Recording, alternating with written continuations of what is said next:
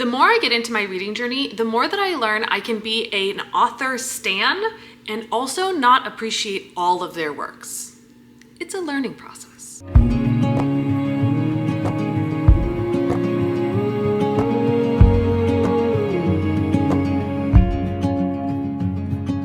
We are back for another Christian review of regular books, and today we are discussing We Are All Guilty Here by Karin Slaughter. If you've never been to one of these videos before, here's how it's going to go down. First, I do my regular review, what you know and love to expect from a book review, including my star rating and my own personal opinion. But then we're going to get into my Christian review, and that's where we're going to go over the basic pieces of a book that may or may not have a fellow believer or anyone wanting to read it.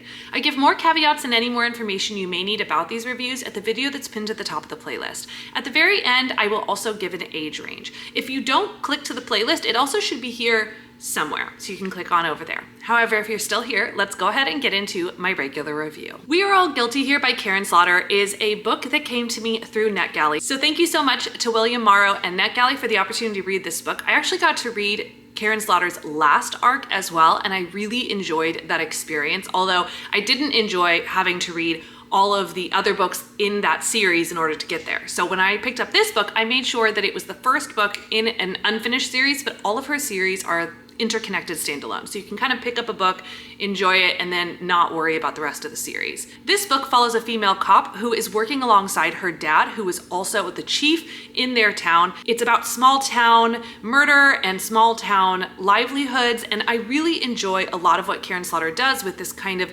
cop thriller meets a smaller town. She does that really, really well. Where I think this book kind of fell off of that experience for me was the fact that it had a lot of content that probably was unnecessary at the end of the day. The beginning of the plot, super good, super engaged, wanted to know what happened.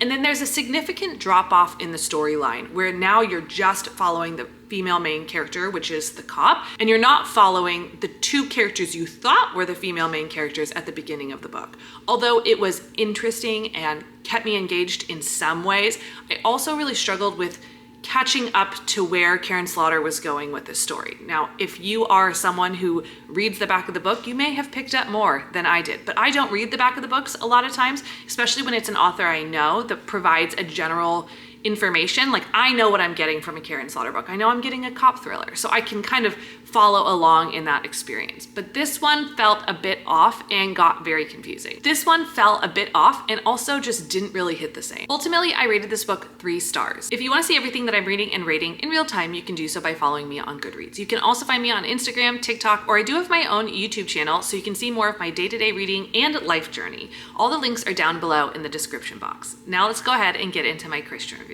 The first category I always love to touch on because it's popular is smut or spice, and there's none in this book. Some Karin Slaughter books, especially when I read the Will Trent series, had it. This one does not.